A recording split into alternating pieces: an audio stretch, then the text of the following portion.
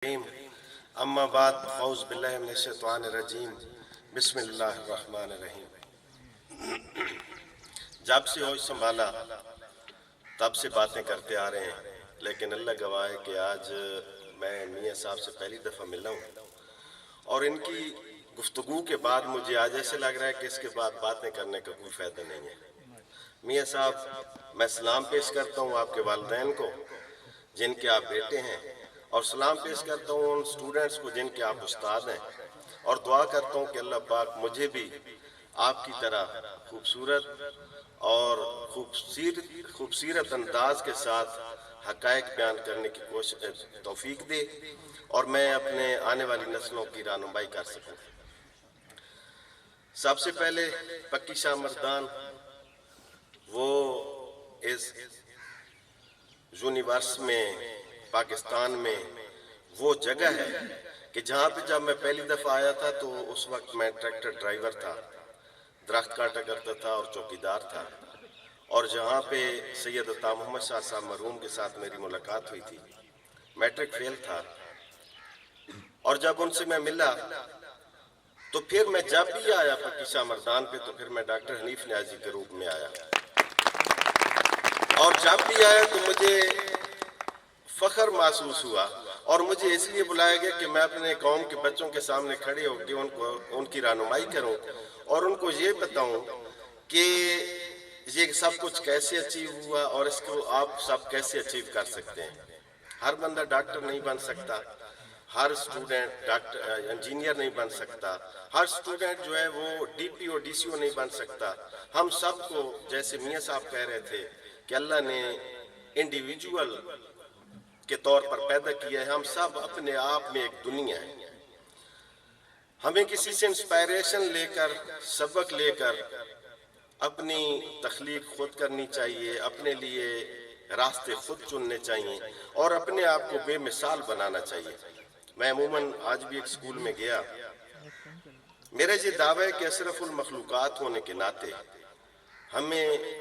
अपने इर्द गिर्द रहने वाली दूसरी मखलूकात से हारना नहीं चाहिए। मैं अमूमन अपने इलाके की मिसालें देता हूँ कि लोगों के मुर्गों के नाम रोशन हैं, लोगों के घोड़ों के नाम रोशन हैं, लोगों के कुत्तों के नाम लोगों को पता है, लोगों की मुख्तलिफ और उन्होंने जानवर पाले हुए हैं, गाय भैंस मशहूर हैं, लेकिन उन लोगों ने अपने आप पे काम नहीं किया और अशरफुल मखलूकात होने के नाते अपने आप को भी इस काबिल नहीं बनाया कि उनका अपनी शनाख्त बन सके। मसलन मेरे वाले साहब ने घोड़ा रखा हुआ है तो उसकी वजह से तो उनका नाम रोशन है, लेकिन मैंने अपने आप को इस काबिल नहीं बनाया कि मेरी माँ का नाम या मेरे वाले साहब का नाम मेरी वजह से रोशन हो। तो जो बेटा आप लोग करने जा रहे हैं उसमें मैं सिर्फ चंद आपको रूहानी तौर पर बातें बता सकता हूँ, बाकी मेरे भाई बैठे हो मुझसे अच्छा बात भी करेंगे और आपकी रहनुमाई करेंगे।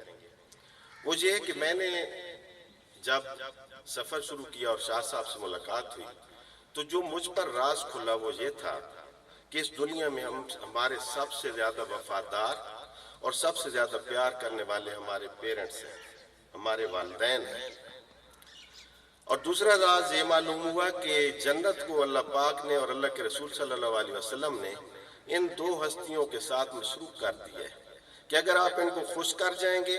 इनकी खिदमत कर जाएंगे, इनका नाम रोशन करेंगे, इनके लिए शर्मिंदगी का बायस नहीं बनेंगे तो जन्नत आपको बड़े मज़े से मिल सकती है। तो मैंने क्या किया कि मैंने हमेशा आज दिन तक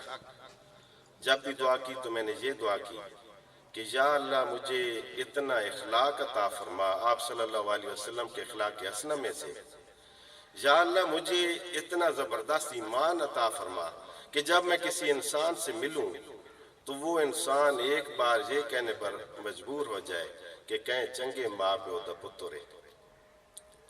अब जब आप डॉक्टर हैं, इंजीनियर हैं, डीपीओ हैं, डीसीओ हैं, फ्रीलांसर हैं, जब आपका इखलाक अजीम होगा, जैसे मियाँ साहब इखलाक के बारे में आपको बता रहे थे, तो फिर आपके लिए लोगों के दिलों में अकीदत पैदा होती है, फिर आप उनको प्यारे लगते हैं, फिर आप उनको अपने लगते हैं, आप उनके पराये नहीं रहते। और जब आप मखलूक खुदा के अपने हो जाते हैं तो फिर आप जो भी काम करते हैं, आप हलवा बनाते हैं तो मामा हलवे वाला बन जाते हैं, आप पुलाव बनाते हैं तो दुखी वाला पुलाव वाले बन जाते हैं, आप मोचियाँ आप खेड़ी बनाते हैं तो आप نظیرہ موچی بن جاتے ہیں اور لاوے والے موچی بن جاتے ہیں۔ اگر آپ کڑھائی بناتے ہیں تو پھر آپ کی کڑھائی اتنی مشہور ہوتی ہے کہ لوگ کہتے ہیں کہ کالا باغ نہ بولو کڑھائیاں کے انسان۔ اگر آپ نائی ہیں اور آپ حجامت کرتے ہیں اور اخلاق بھی آپ کے پاس ہے تو پھر لوگ کہتے ہیں کہ ہم فلانے نائی سے حجامت کرائیں گے۔ اگر آپ ٹیلر ہیں تو پھر آپ علیزہ ٹیلر بن جاتے ہیں، آپ برانڈ بن جاتے ہیں۔ دو شرطیں ہیں برانڈ بننے کے لیے، ایک یہ کہ جو ملے اس کو اتنی عزت دیں جتنی اللہ اور اللہ کے نبی نے آپ کو کہی ہے،